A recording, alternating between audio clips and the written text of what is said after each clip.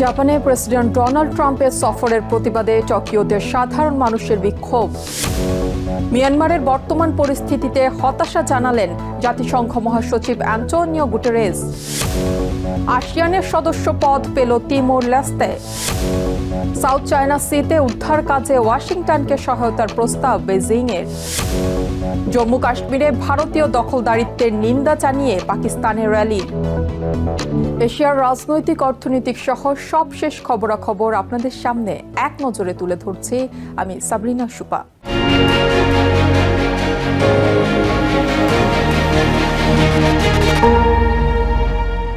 জাপানে president Donald ট্রাম্পের সফর ঘিরে বিক্ষোভ শুরু করেছে স্থানীয়রা। সোমবার রাজধানী টোকিওতে শতাধিক বিক্ষোভকারী ট্রাম্প বিরোধী স্লোগান দেয়। এ সময় জাপানের নতুন প্রধানমন্ত্রী সানায়ে তাকাইচির বিরুদ্ধেও ক্ষোভ প্রদর্শন করে বিক্ষুব্ধরা। তাদের অভিযোগ, ট্রাম্প চায়নার বিরুদ্ধে যুদ্ধ করতে চাইছেন এবং জাপান সরকার অনৈতিকভাবে এতে সহযোগিতা করছে। এর আগে আসিয়ান সম্মেলনে অংশগ্রহণ শেষে মালয়েশিয়া সফর শেষ করে টোকিও পৌঁছান প্রেসিডেন্ট ট্রাম্প। পরে জাপানের সম্রাট নারুহিতোর সাথে সাক্ষাৎ করেন তিনি।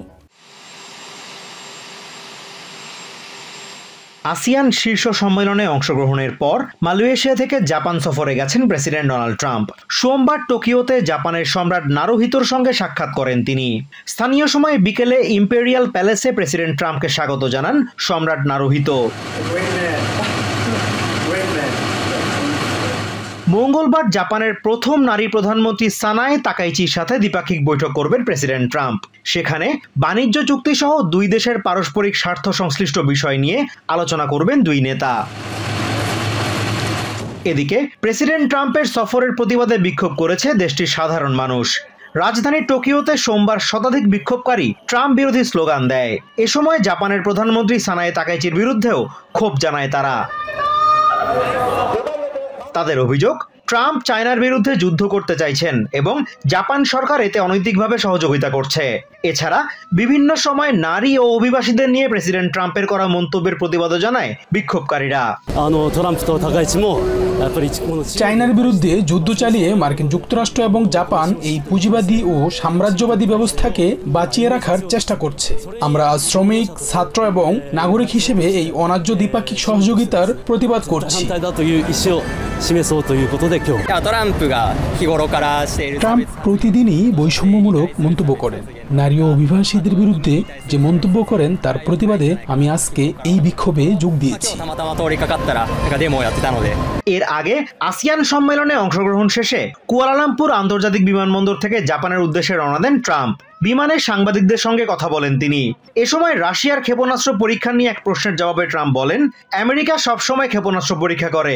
এ সময় পারমাণবিক সাবমেরিনের কথা উল্লেখ করে পুতিনকে হুঁশিয়ার করেন প্রেসিডেন্ট ট্রাম্প।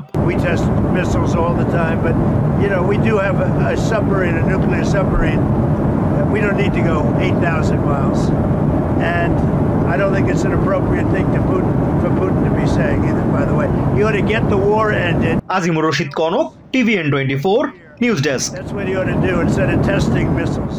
মিয়ানমারের সামরিক শাসনে গোষ্ঠীগত দ্বন্দ্বের শোচনীয় পরিস্থিতি তুলে ধরে হতাশা জানিয়েছেন জাতিসংঘের মহাসচিব অ্যান্টোনিও গুটেরেস।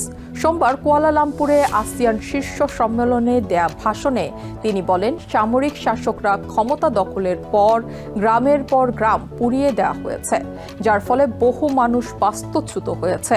সামরিক শাসকদের প্রতি বিশ্বাসযোগ্য উপায়ে বেসামরিক শাসনের পথ খোঁজার আহ্বান জানান জাতিসংঘ মহাসচিব। অবিলম্বে সহিংসতা বন্ধ করে সংলাপের মাধ্যমে সংকট সমাধানের উপর জোর দেন তিনি। জাতিসংঘের মহাসচিব অ্যান্টোনিও গুটেরেস বলেছেন, মিয়ানমারের আঞ্চলিক পরিস্থিতি স্থিতিশীলতা ঝুঁকির মুখে ফেলেছে। সোমবার কুয়ালালামপুরে আসিয়ান শীর্ষ সম্মেলনে দেয়া ভাষণে মিয়ানমারের শোচনীয় পরিস্থিতির কথা তুলে ধরে হতাশ প্রকাশ করেন Guterres. But I am appalled by the deplorable situation in Myanmar. জাতিসংঘ প্রধান বলেন, 2021 সালে সামরিক শাসকদের ক্ষমতা দখলের পর মিয়ানমারে দুর্যোগ নেমে এসেছে। গ্রামের পর গ্রাম বোমা মেরে এবং আগুনে পুড়িয়ে উড়িয়ে দেওয়া হয়েছে। হাজার হাজার মানুষ নিহত হয়েছে এবং বহু মানুষ বাস্তুচ্যুত হয়েছে। অবিলম্বে চলমান সহিংসতা বন্ধের আহ্বান জানিয়ে বিশ্বাসযোগ্য উপায়ে দেশটিতে বেসামরিক শাসনের পথ খোঁজার আহ্বান জানান গুটেরেস।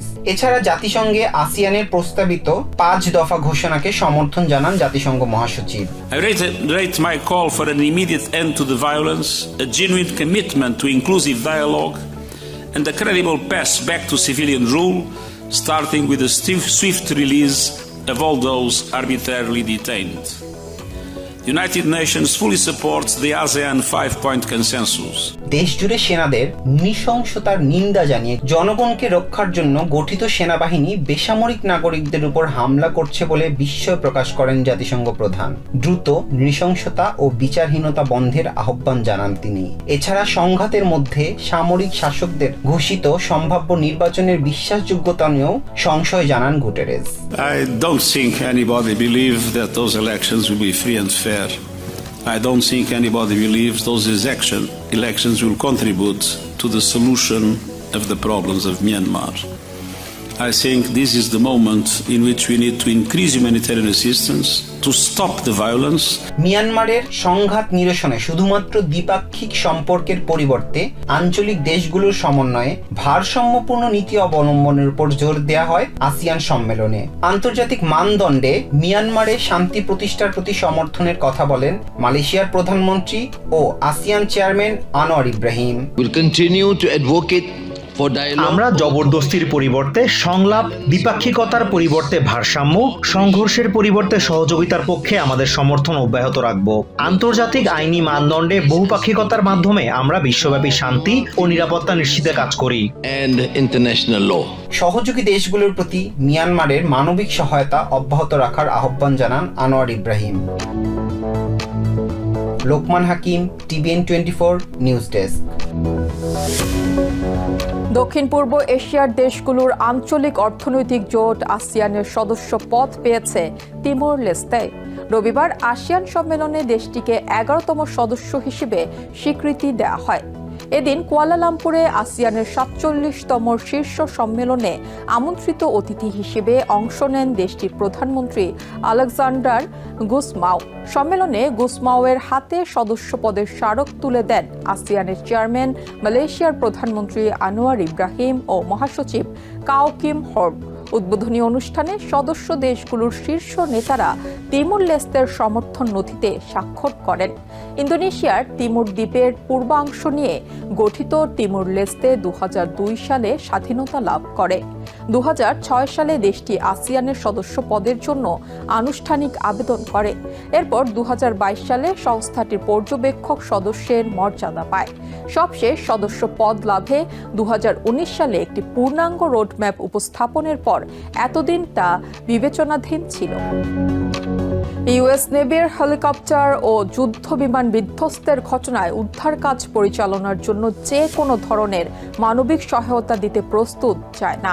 সোমবার দেশটির পররাষ্ট্র মন্ত্রণালয়ের মুখপাত্র গৌ জিয়াকুন বলেন, ওয়াশিংটন অনুরোধ করলে মানবিক দৃষ্টিকোণ থেকে চায়না প্রয়োজনীয় সহায়তা প্রদানে ইচ্ছুক।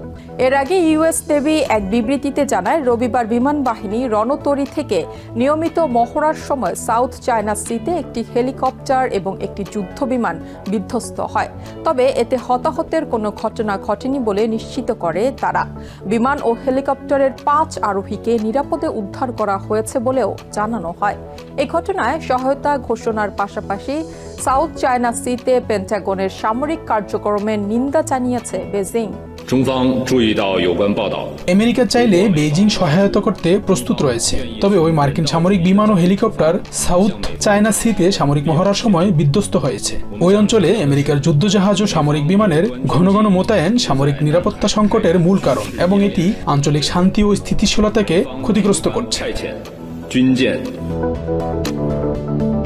পাকিস্তানে কাশ্মীর ব্ল্যাক ডে উপলক্ষে বিশাল র্যালি অনুষ্ঠিত হয়েছে। সোমবার দেশটির রাজধানী ইসলামাবাদের বাসিন্দারা জম্মু কাশ্মীরে ভারতীয় দখলদারিত্বের নিন্দা জানান। র্যালিতে অংশ নিয়ে কাশ্মীর সমস্যার সমাধানে জাতিসংঘের প্রস্তাব বাস্তবায়নের আহ্বান জানান পাকিস্তানের কাশ্মীর বিষয়ক ফেডারেল মন্ত্রী আমির মোকাব। ভারত ভাগের পর 1947 সালের 27 অক্টোবর জম্মু ও কাশ্মীরের শাসক মহারাজা হরি সিং ভারতে যোগদান করেন। এরপর কাশ্মীর নিয়ে ভারত পাকিস্তান একাধিকবার সংঘাতে লিপ্ত হয়। 1948 সালে জাতিসংঘের মধ্যস্থতায় দুই দেশের যুদ্ধ বন্ধ হলেও অন্যান্য প্রস্তাবগুলো বাস্তবায়ন হয়নি। এ বিষয়ে আমির মোকাম বলেন, জাতিসংঘের প্রস্তাব বাস্তবায়ন করা আন্তর্জাতিক সম্প্রদায়ের দায়িত্ব।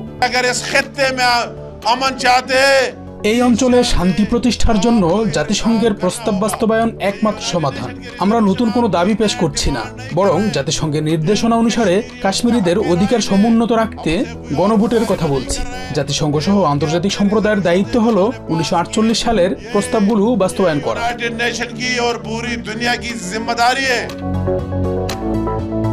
এক নজরে প্রতিদিন এশিয়ার খবর জানতে চোখ রাখুন TVN 24 নিউজ নেটওয়ার্কের ইউটিউব ও ফেসবুক পেজে। নিউ ইয়র্ক থেকে সম্প্রচারিত TVN 24 টেলিভিশন বিশ্বজুড়ে বাঙালির কণ্ঠস্বর।